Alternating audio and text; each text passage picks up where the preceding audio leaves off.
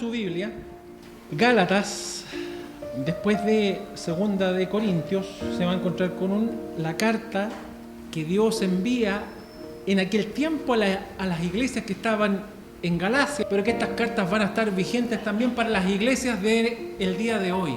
Mire, la palabra de Dios, como bien dijo el Señor Jesucristo, dice: el cielo y la tierra pasarán, mas mis palabras no pasarán. La palabra de Dios permanece para siempre.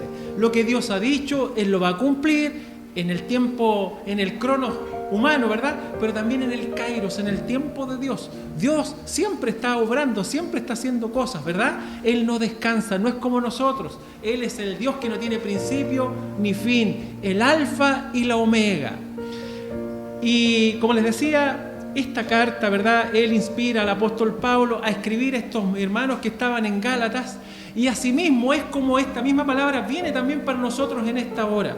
Gálatas capítulo 2, solamente un verso, y de ese verso, hermanos, queremos concentrarnos en 3 o 4 palabras. Verso 20, es muy conocido por nosotros este verso, pero se hace necesario poder reafirmar algunas enseñanzas con respecto a esto mismo. Gálatas entonces, capítulo 2, verso 20, y dice así la palabra de nuestro Señor. Dice: con Cristo estoy juntamente crucificado, y ya no vivo yo, mas vive Cristo en mí, y lo que ahora vivo en la carne, lo vivo en la fe del Hijo de Dios, el cual me amó y se entregó a sí mismo por mí.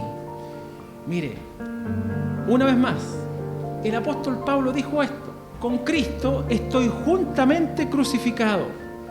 ¿Fue crucificado Pablo en la cruz del Calvario? No, Jesús tuvo que ir a ese lugar solito.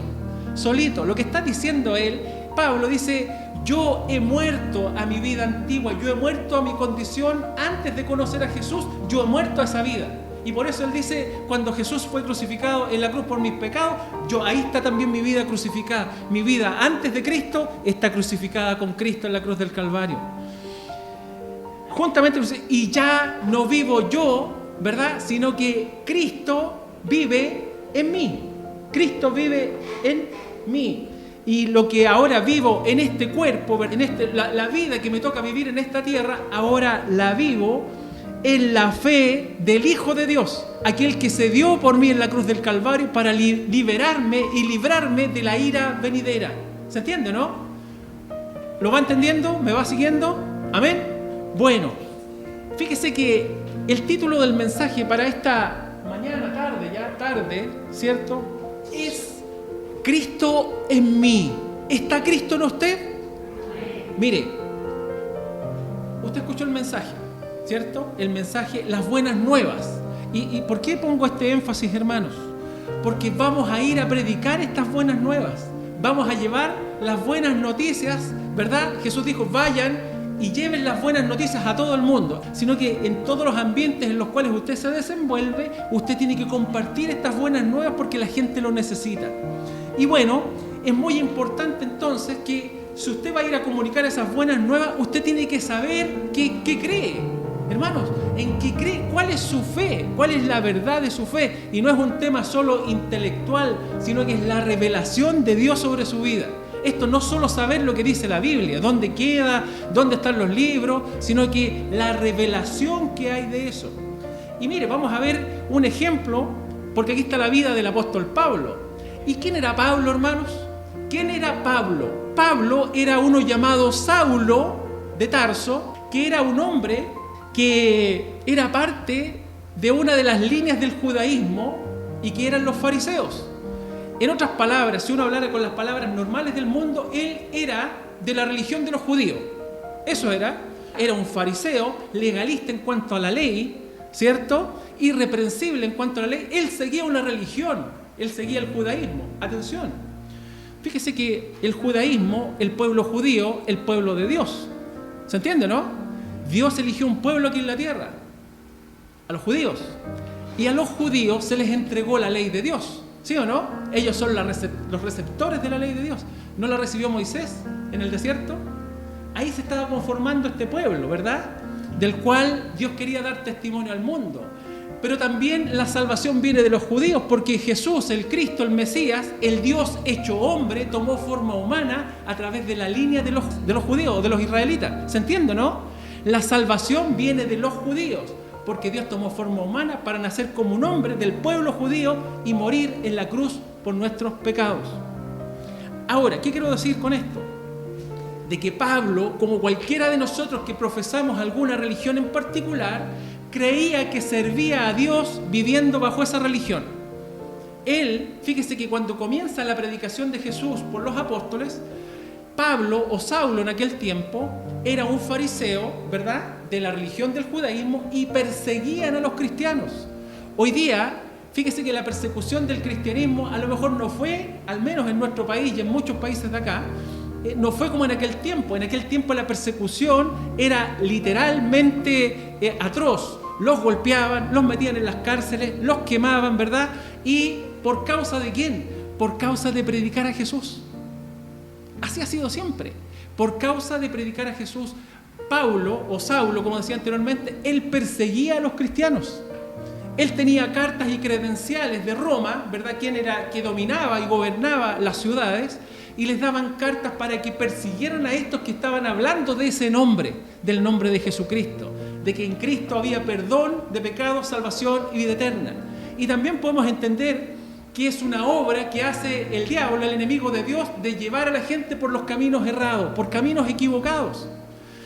Pablo, en este caso, estaba equivocado, y él, en su equivocación, perseguía a los cristianos. Como cada persona, siguiendo una religión en particular, se hace un enemigo de la iglesia de Cristo. ¿Y por qué? Porque está enemistado con Dios. Nadie está en paz si no se arrepiente y pone su fe y su confianza en Jesucristo. La única forma, miren, la única forma de podernos reconciliar con Dios es arrepentirse, ¿cierto?, de que hemos ofendido, hemos transgredido la ley de Dios, y luego la justificación suya es que Jesús pagó por usted. ¿Lo entiende, no? Amén. Muy bien. Entonces, él dice que va camino a Damasco. El Pablo tuvo dos revelaciones de Jesús. Cuando él iba camino a Damasco persiguiendo a los cristianos que iban a esa ciudad, y dice que cuando iba en esa misión, una luz del cielo, un resplandor del cielo lo cubrió y lo hizo caer de su caballo. Y recién en ese momento él tomó conciencia quién era Jesús. Eso usted lo va a encontrar en el libro de los Hechos, en el capítulo 9. Usted ve la historia del libro de los Hechos y se va a encontrar con un personaje llamado Saulo que perseguía a cristianos, que era un fariseo, y luego lo va a ver en el capítulo 9 cómo este perseguidor de cristianos se ha transformado ahora en un seguidor de Jesucristo. Dios hace la obra, hermanos. Usted puede ser parte de una religión. Él creía que lo que hacía en su religión servía a Dios, hasta que no se encontró con Jesús y le dice: Saulo, Saulo, ¿por qué me persigues? Imagínese, él iba persiguiendo cristianos, pero perseguir a un cristiano es perseguir al mismo Jesucristo. Él dice que nosotros somos su cuerpo. Él es la cabeza y nosotros somos el cuerpo. Nosotros somos su iglesia. Esos son los conceptos bíblicos que se le da a la iglesia, ¿verdad? Somos su cuerpo, somos la novia de Cristo. Eso dice la Escritura. Y Pablo no tomó conciencia hasta que no se encontró con este Jesús resucitado. Y le dice: Saulo, Saulo, ¿por qué me persigues? Y ahí él se entrega y se da cuenta y le dice: ¿qué quieres que haga, Señor? Y se convierte. Y sabe que este que era perseguidor de cristianos, después lo encontramos predicando a Cristo por todos los lugares, porque él conoció a Jesús. Y aquí nos vemos, mire, devuélvase, está en Gálatas, en el capítulo 1 de Gálatas, una hojita más atrás. La primera revelación que tiene Pablo con Jesús tiene que ver con la enemistad que él tenía con Dios y quedó deshecha. En este caso, cuando Jesús se revela y él se convierte ahora a Cristo, se convierte a Cristo. Pero no solo esa revelación tuvo, sino que también en el capítulo 1, en el verso 16, 1:16, mire, dice, él mismo dice que Dios le reveló a él, ¿cierto? Dice: revelar a su Hijo en mí. ¿Para qué? Para que yo le predicase entre los gentiles. No consulté enseguida con carne y sangre. Dios mismo, una vez que se dio cuenta Saulo que era contrario, ¿verdad?, a Jesús, ¿cierto?, que estaba enemistado con Jesucristo, una vez que se da cuenta, se arrepiente, pone su fe y su confianza en Jesucristo y ahora le dice: yo te escogí para que lleves este mensaje a los gentiles. ¿Quiénes son los gentiles? Todos aquellos que no somos judíos. Creo que no hay ningún judío acá, ¿verdad? Por tanto, todos seríamos gentiles y hoy día, si somos hijos de Dios, hemos sido injertados en el pueblo de Dios por medio de la fe en Jesús. Esta es la revelación entonces que tiene Pablo de darse cuenta que estaba enemistado con Dios y luego ahora una revelación especial, escogido para llevar el mensaje. ¿Qué nos damos cuenta de esto? De que cuán estéril y sin fruto, hermanos, nuestro testimonio para Dios hasta que no se revela Cristo con su poder y su suficiencia, no solo en el cielo, sino que también en nosotros. ¿Se ha revelado Cristo sobre su vida? ¿Ha entendido que usted necesita a Jesús?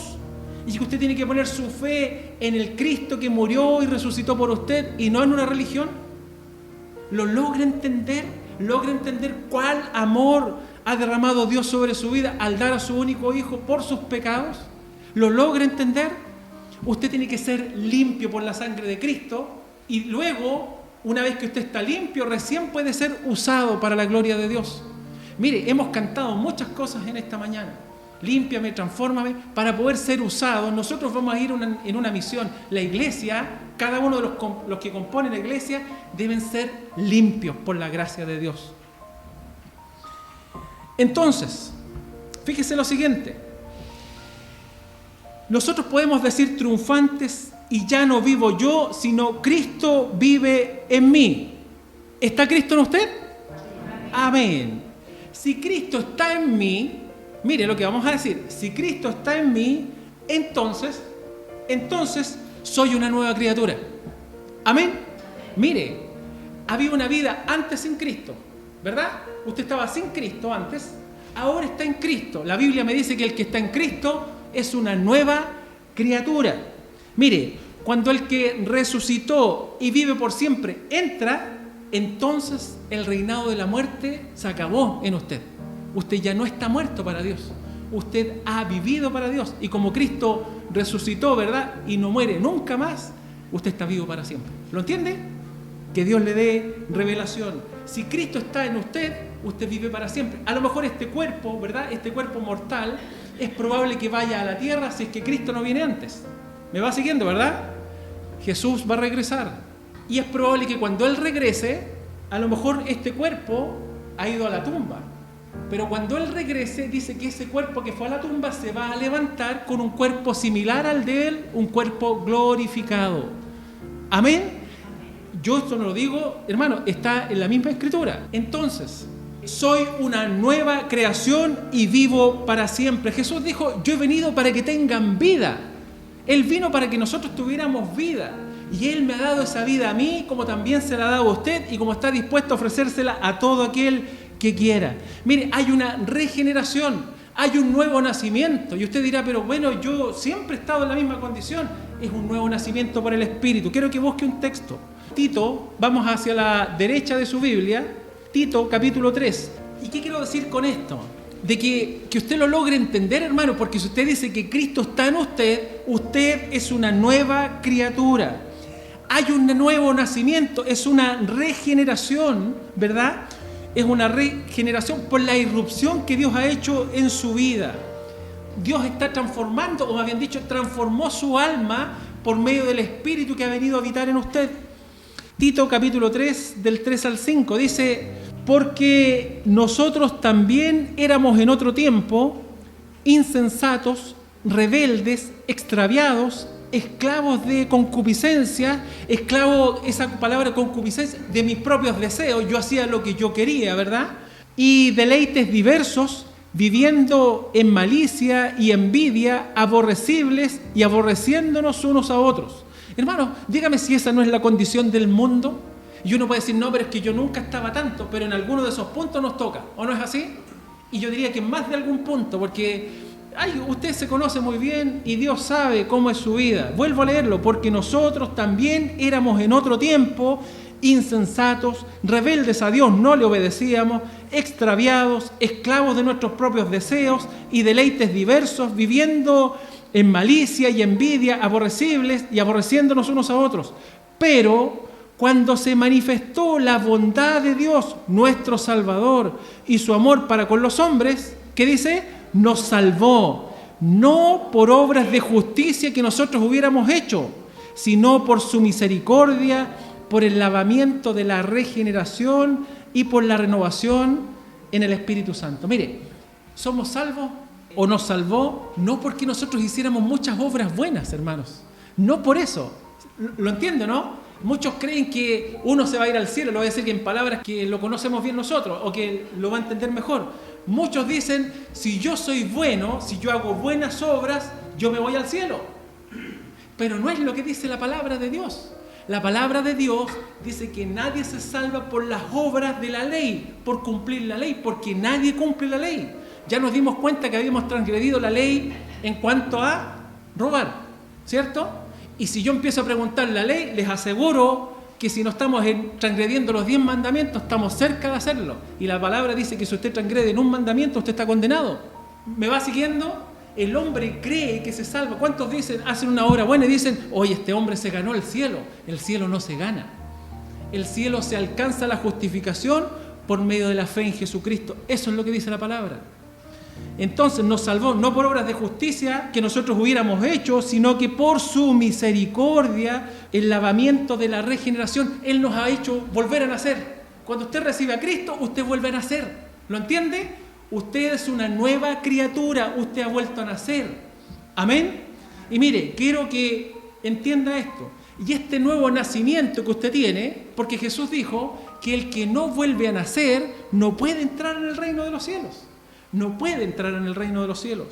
Y fíjese que este nuevo nacimiento, hermanos, ¿verdad? No es de voluntad de sangre, no es hereditario, no es voluntad de hombre, ¿verdad? De varón, no es por su poder intelectual, sino que es por el poder de Dios. Quiero que se devuelva, vaya al Evangelio de Juan. Evangelio de Juan, capítulo 1, por favor, verso 12 y 13. Está hablando de Jesús. ¿Recibió a Jesús usted? ¿Le ha recibido en su corazón? Amén. Mire, dice así. 2 preguntas. ¿Recibió a Cristo en su corazón? ¿Cree en el nombre de Cristo? Mire lo que dice la palabra. Mire, dice así. Mas a todos los que le recibieron, a los que creen en su nombre, les dio potestad de ser hechos hijos de Dios.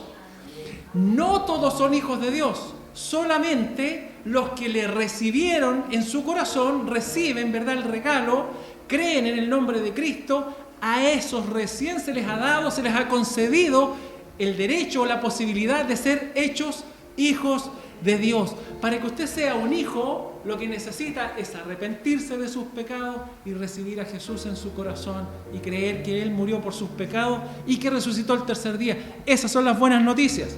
Pero el 13, mire, les dio el derecho de ser hijos de Dios. Y el 13, los cuales no son engendrados de sangre, ni de voluntad de carne, ni de voluntad de varón, sino de Dios. Dios ha decidido hacerlo así. No es algo que se le ocurrió a alguien, no es algo que alguien lo descubrió, sino que Dios nos hace parte de su familia, hermanos, solamente a través de esta condición. Arrepentirse. Recibe a Cristo en tu corazón. Cree en su nombre. Cree que Él murió por tus pecados y resucitó al tercer día. Y recién en esa situación has pasado a ser un hijo de Dios. Tienes perdón de pecados, salvación y vida eterna. Segunda de Corintios, para reafirmar un poco esta enseñanza, Segunda de Corintios capítulo 5, verso 17. Esta regeneración, entendiendo un poco esto de volver a nacer. Mire, para Dios no hay nada imposible. Y si Él dice que nos regenera cuando Cristo viene, cuando su Espíritu viene y nos regenera, es porque lo hace Él. Segunda de Corintios 5, 17, dice así: de modo que si alguno está en Cristo, ¿qué dice? Nueva criatura es, y las cosas viejas pasaron, y aquí yo hago todas las cosas nuevas. ¿Tiene algún problema Dios de que usted vuelva a nacer? Ningún problema. Usted necesita estar en Cristo. Usted necesita poner su fe y su confianza en Cristo. Si usted tiene su fe y su confianza en Cristo, la palabra me dice que soy una nueva criatura. ¿Cuántas nuevas criaturas hay aquí? Yo soy una nueva criatura. Yo soy una nueva, porque Él tiene poder para hacerlo. Hermanos, mire, vuelvo a repetir, si usted está en Cristo, usted es una nueva creación para Dios. Amén. Segundo, no solo somos una nueva creación, sino que también ahora somos templo de Dios. Somos el templo de Dios. Y a propósito, uno dice, mire, usamos de repente un lenguaje, yo lo entiendo la intención, pero si somos celosos de la Escritura, no estaría bien. Uno dice, yo voy a la casa de Dios, por el templo, ¿verdad? Casa de Dios. Y quizás el templo es el lugar donde nos reunimos para adorar a Dios. Porque Dios dice que Él no habita, Él no se queda aquí, ¿verdad? En lugares o templos hechos por manos humanas, por manos de hombres. Él no habita en templos hechos por manos de hombres, como si Dios, porque esta es una iglesia, Dios tenga que vivir aquí encerrado, esperándonos. Hermanos, nosotros somos el templo de Dios. ¿Usted entiende lo que eso significa? Pido al Señor que le dé revelación. El Espíritu Santo ha venido a morar en nosotros. Este es el templo de Dios. Busque 1 Corintios 3:16. Y no lo digo yo, sino que la misma Escritura nos va a mostrar esta verdad. 1 Corintios 3:16. Dice así: ¿no sabéis que soy templo de Dios y que el Espíritu de Dios mora en vosotros? ¿Sabía usted eso? ¿Sabía que del momento en que usted se arrepintió de sus pecados, ¿verdad?, y puso su fe y su confianza en Jesucristo, ahora el Dios del cielo, por medio de su Espíritu, ha venido a morar aquí? Esta es casa de Dios, usted es un templo de Dios. Así como en algún momento Dios descendió en el Antiguo Testamento y entró al templo de Salomón, acuérdese que en el Antiguo Testamento la presencia de Dios no venía a quedarse en los hombres, sino que venía, entregaba el mensaje y luego volvía. Hoy día Dios ha venido a morar en los hombres por medio de su Espíritu. Dios ha descendido por medio del Espíritu, ¿verdad?, a morar, a mostrar su gloria y su gracia y su poder en nosotros. Estamos siendo transformados, las personas nos ven, es una nueva criatura. ¿Es usted una nueva criatura? Pueden decir de ustedes, oye, realmente, ¿qué pasó con tu vida? Te veo, cambió tu rostro, te veo feliz. ¿Qué diferencia hay entre la persona antigua y la persona nueva? Por cierto, Cristo está en mí. ¿Está en usted también? Usted es un templo de Dios. Mire, nosotros cuando toda la semana hay que hacer aseo aquí, queremos tener este lugar lindo, es el lugar donde nos congregamos y honramos a Dios también, y queremos tener un lugar hermoso para nuestros hermanos y para quienes nos visitan. Y limpiamos, ¿verdad? Trapeamos, pasamos trapitos, que todo esté brillante, y gloria a Dios por mis hermanos que se disponen a ofrecer ese servicio. Lo hacemos para Él, ese es nuestro servicio. Pero si este cuerpo es el templo, ¿no quiere tener usted este cuerpo o este templo limpio para la presencia de Dios? ¿Me va siguiendo? Amén. Si Dios habita en usted, este es el templo y Él habita aquí, ¿no espera usted tener este templo? Así como barrimos este templo para que estemos en la presencia de Dios, si Dios habita aquí, ¿no necesita limpiar este templo? ¿Cómo están sus pensamientos? ¿Cómo está el obrar en su vida? 1 Corintios 6, verso 19 y 20. Una vez más se nos hace la pregunta: ¿o ignoráis que vuestro cuerpo es templo del Espíritu Santo, el cual está en vosotros, el cual tenéis de Dios, y que no sois vuestros? Porque habéis sido comprados por precio. Glorificad pues a Dios en vuestro cuerpo y en vuestro espíritu, los cuales son de Dios. Hemos sido comprados, hermanos. ¿Con quién fuimos comprados? Con la sangre preciosa de Jesucristo, con el inocente, con aquel que no tenía pecado ni mancha. Él fue a la cruz para comprarle a usted. ¿Y sabe de qué le compró? De perderse eternamente en el lugar de tormento. Esa es la compra que ha hecho Jesús por usted. Ahora Él ha venido a habitar, a morar en usted. Si Cristo está en usted, usted es una nueva criatura y usted es templo de Dios. Amén. La morada del Espíritu Santo, si el Espíritu Santo ha venido a morar en nosotros, hermanos, implica la purificación.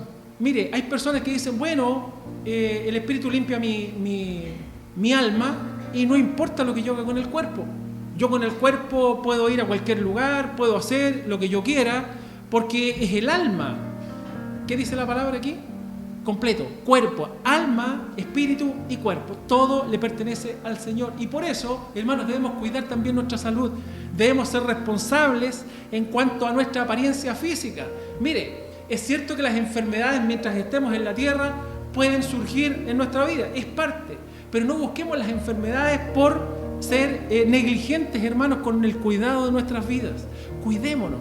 Qué bueno que hayan cristianos saludables, qué bueno que podamos compartir el mensaje, ¿verdad?, en plenitud de condiciones. A veces hay que hacerlo en las condiciones que sean, siempre va a ser una necesidad. Pero hermanos, no seamos negligentes con nuestros cuerpos, porque tan importante es el cuerpo como nuestra alma. ¿Es templo de Dios? Amén.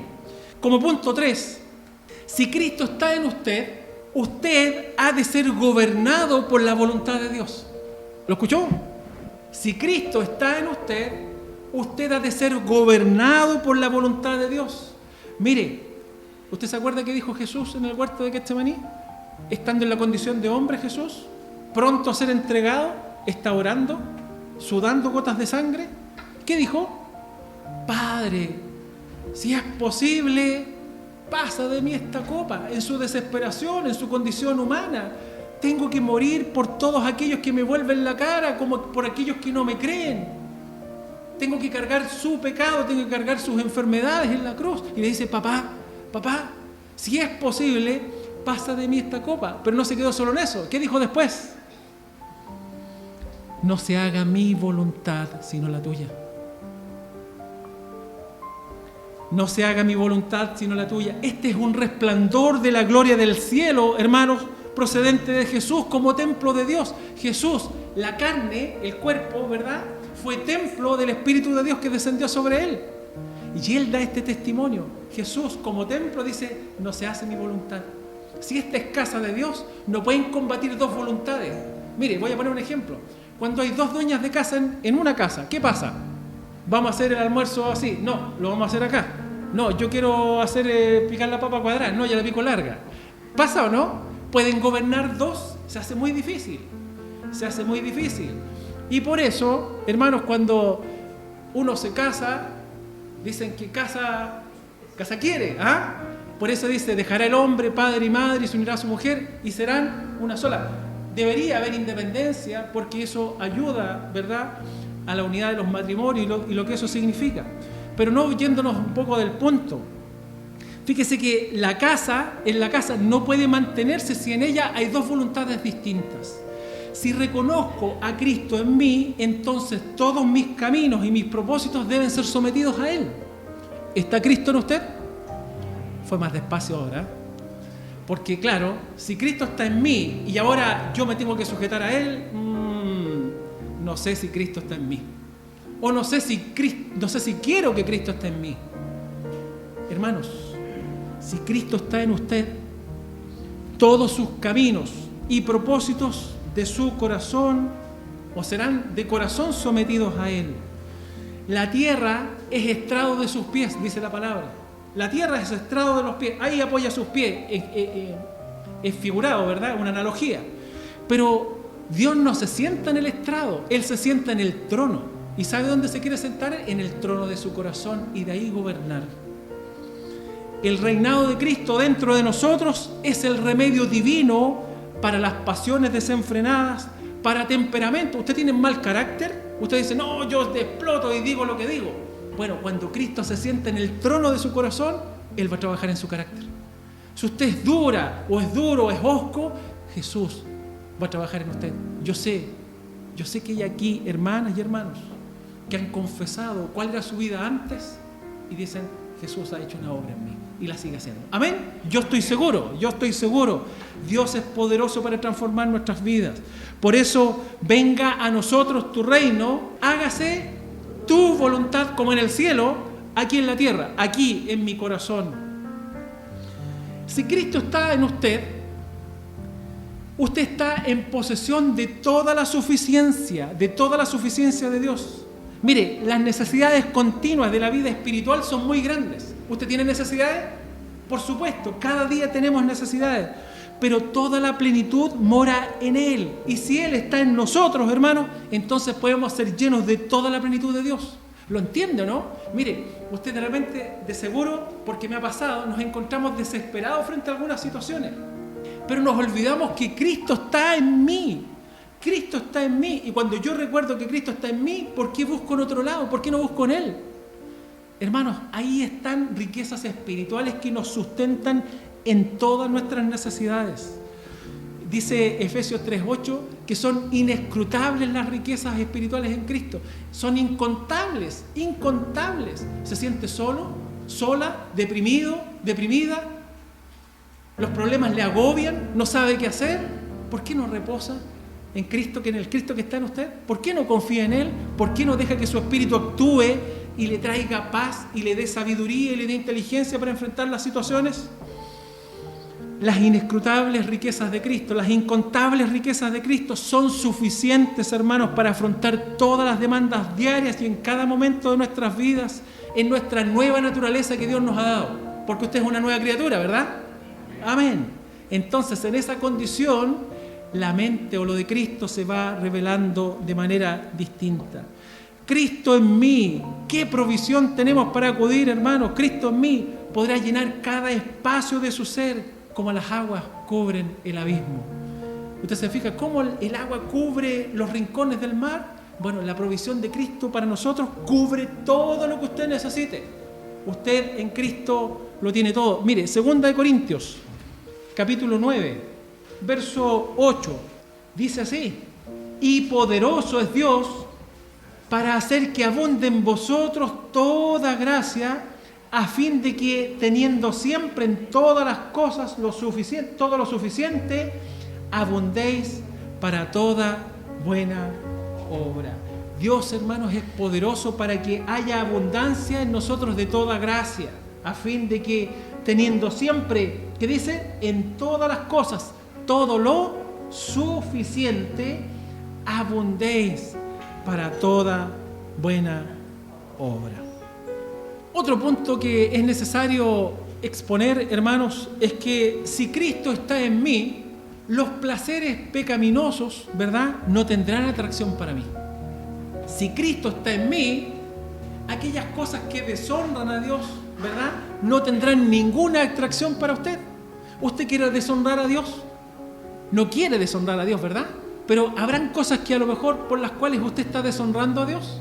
Bueno, usted tiene que entender que si Cristo está en usted, eso debería ser una atracción en su vida. Si alguno ama al mundo, el amor del Padre no está en él.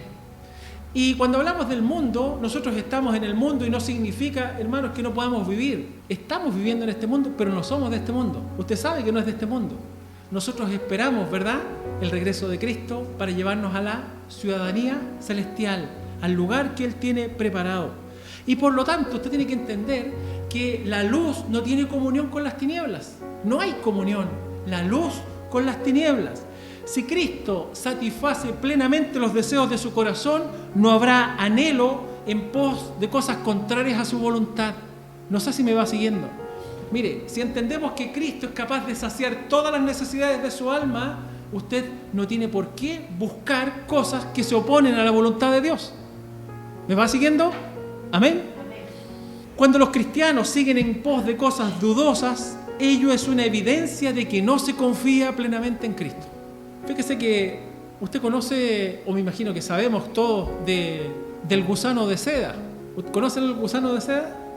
¿Sí? Y que después se transforma ¿en qué? En mariposa, ¿verdad? Se produce una metamorfosis, hay un cambio. Y el gusano de seda come o se alimenta principalmente de hojas de morera, de estos árboles de moras. Ahí está y come y se alimenta, pero hasta que se produce una transformación en su vida. Y ya deja de ser gusano y se transforma en mariposa. Esa mariposa ya no tiene ninguna atracción de las hojas de morera.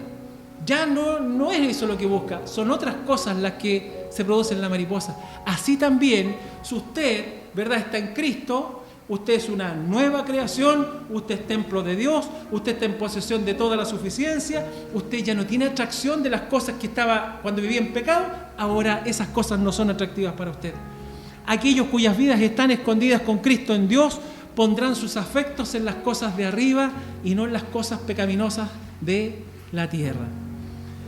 Me queda poquito, hermanos, pero es necesario establecer estos puntos. Si Cristo está en mí, voy a estar dispuesto a sacrificarme por otros. ¿Qué dice usted eso? Si Cristo está en mí, yo voy a estar dispuesto a sacrificarme por otros. ¿Qué dice usted eso? Amén, amén. Escuché medio débil y yo espero que si Cristo está en mí, el Cristo va a gritar de adentro y va a decir amén. ¿Sí? ¿Y por qué? Busque Mateo 20, verso 28. Si Jesús está en mí, yo voy a estar dispuesto a sacrificarme por otros. ¿Por qué? Porque se va a manifestar la vida de Cristo en mi propia vida. Y dice así, 28, como el Hijo del Hombre no vino para ser servido, sino para servir y dar su vida en rescate por muchos. Esa es la vida de Jesús. Él tomó forma humana, siendo el Hijo de Dios, con todas las riquezas, dueño de todo. Él decidió despojarse de su gloria, ¿verdad? Venir como un siervo y morir o dar su vida, ¿verdad? Vivir como un siervo común y corriente, ofreciendo su vida por los demás. Si Cristo está en mí, hermanos, yo voy a estar dispuesto a sacrificarme por otros, porque eso es la voluntad de Cristo en mi vida. Él glorificó a Dios mediante una vida de sacrificio de sí mismo por el bien del hombre. Él no buscó popularidad, esforzándose y clamando por las calles para buscar gloria de los hombres. Es más, cuando sanó a alguien, y después lo puede ver usted en Mateo capítulo 12, él dice silencio, que él no buscaba popularidad de las personas. Él solamente cumplía la voluntad del Padre. Si Cristo está en nosotros, no nos esforzaremos por lograr lugares principales o puestos de honor. Hermanos, de repente la gente piensa que va a estar más cerca de Dios, se ocupa un lugar o una responsabilidad al interior de la iglesia. Si tenemos una responsabilidad, que sea para glorificar a Dios, porque Él nos ve a todos como hijos e hijas suyos. No queremos alcanzar alabanzas de los hombres ni cosas por el estilo, porque no fue la forma en la cual el Señor nos enseñó. Por cuanto Cristo nos ha amado y se ha dado a sí mismo por nosotros, ¿no deberíamos nosotros, por amor, hermanos, a los que están perdiéndose, darnos a nosotros mismos para la salvación de ellos? Si de aquí a 2 semanas más Dios está llamando a su iglesia porque quiere ir a un lugar para llevar las buenas noticias, ¿cuántos se van a levantar para ir? ¿Y cuántos van a empezar con excusas? No, es que yo no puedo, es que todavía, es que tengo un viaje, que voy a hacer, que voy aquí. Hermanos, si Cristo está en usted, usted estará dispuesto a sacrificarse por otro. No, es que puede ser mucho calor. No, es que puede llover. No, es que es campo, no me gusta el campo, no me gustan los bichos. No sé, hermanos, llenos de excusas. Dios te llama hoy día a servir, mañana no sirve. Dios te llama hoy día. Él te capacita. ¿Sabes lo que necesitas? Dios no quiere expertos. No quiere expertos en teología, no quiere expertos en música, no quiere expertos en enseñanza. Él quiere hombres y mujeres que estén dispuestos. Heme aquí, Señor, ¿qué quieres que haga? ¿Dónde voy? Heme aquí, envíame a mí. ¿Cuántos van a ser de esos? Amén, que así sea, hermanos, que así sea. Y por último, si Cristo está en ti, tú eres más que vencedor. Si Cristo está en ti, tú eres más que vencedor. El alma poseída por Cristo, hermanos, va a entrar en contacto con una lucha espiritual. Hemos dicho, ¿es fácil seguir a Jesús? No es fácil. No es fácil. Y usted se va a encontrar con miles de situaciones que se oponen a que usted siga el camino. Lo primero que va a empezar en su mente, la incredulidad cuando pasan situaciones difíciles. ¿Y por qué si yo sigo al Señor? ¿Y por qué me pasa esto? Y aquí vienen las dudas. ¿Será cierto o no será cierto? ¿De qué vale que yo haga esto? ¿Verdad? Sabemos que es así. Pero le quiero decir que el que está en nosotros, el que está en mí, es mayor que el que está en el mundo y que no quiere que yo siga al Señor. Mayor es el que está en mí, Jesús, el Señor, es mayor que el que está en el mundo, evitando que usted llegue a la fe correcta, evitando que usted pueda crecer espiritualmente, evitando que usted se disponga para llevar las buenas nuevas a los que están perdidos. Somos más que vencedores. Nunca nos olvidemos, hermanos, que mientras luchamos contra la incredulidad, la injusticia y todos los poderes de la tiniebla, la batalla es del Señor. Hermano, esta es una batalla de Él. y nosotros solamente nos disponemos tras Él porque Él es el que va adelante. Él es el que va adelante. Dios que mora en nosotros, Él va haciendo las obras. Dice Filipenses 2:13, porque Dios es el que en vosotros produce el querer como el hacer por su buena voluntad.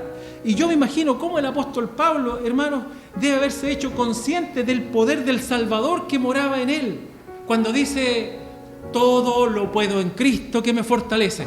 ¿Ha dicho usted alguna vez eso, no? Amén. ¿Usted entiende lo que eso significa? Mire, Cristo está en usted, no está lejos. Usted recibió a Jesús.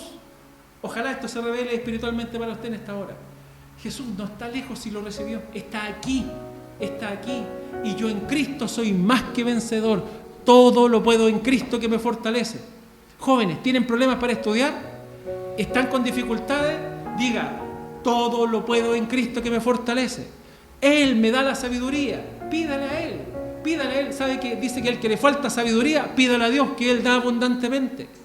Yo sé que algunos van a dar la PSU este año y empieza la tensión y todo lo que eso significa. Confía en el Señor, descansa en el Señor, pídele fuerzas a Él, haz lo que tengas que hacer. Y cada situación que se le pueda plantear en su vida, todo lo puedo en Cristo que me fortalece. También nosotros debemos, por fe, hermanos, echar mano de su poder omnipotente para que grandes cosas sean hechas en su nombre. Cuando usted después tenga que dar un testimonio, usted dice, sí, el Señor me fortaleció, el Señor me dio el conocimiento, el Señor me dio el entendimiento. Grandes maravillas ha hecho el Señor en nosotros. ¿Usted puede decir eso, no? Grandes maravillas ha hecho Dios en nosotros. Mire, la duda o la ignorancia de Cristo en nosotros es la fuente de debilidad, falta de fruto y desaliento en el servicio de Dios. Mire lo que dice. La incredulidad.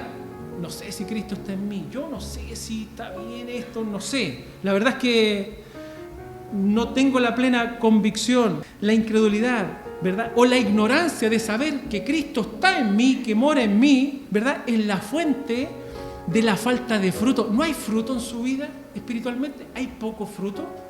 ¿Será que usted no sabe que Cristo está en usted? ¿O no lo cree? O, hermano, desaliento en el servicio. Me cuesta servir a Dios, me cuesta hacer las cosas de Dios. ¿Por qué? Porque no sabe que Cristo está en usted. Cree en Dios, que Cristo por el Espíritu mora en ti, cuenta siempre con su presencia, con su poder y plenitud, y pronto cantarás. Y gracias sean dadas a Dios que nos da la victoria por medio de nuestro Señor Jesucristo. Eso dijo el apóstol Pablo. Gracias sean dadas a Dios que nos da la victoria en todas las cosas, ¿verdad? Por medio de nuestro Señor Jesucristo. Hermanas, hermanos, ¿está Cristo en usted? Amén.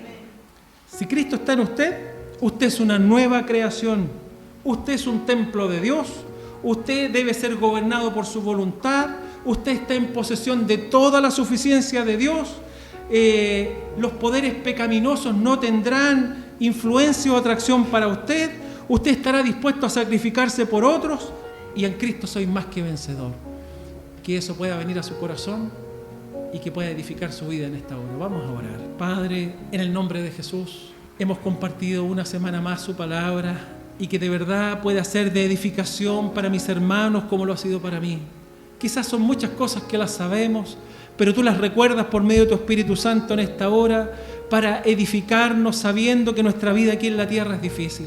Señor, sustenta en nuestra necesidad, transforma nuestra mente y nuestro corazón para convertirnos en aquellos siervos y siervas que están dispuestos a honrar y bendecir tu nombre.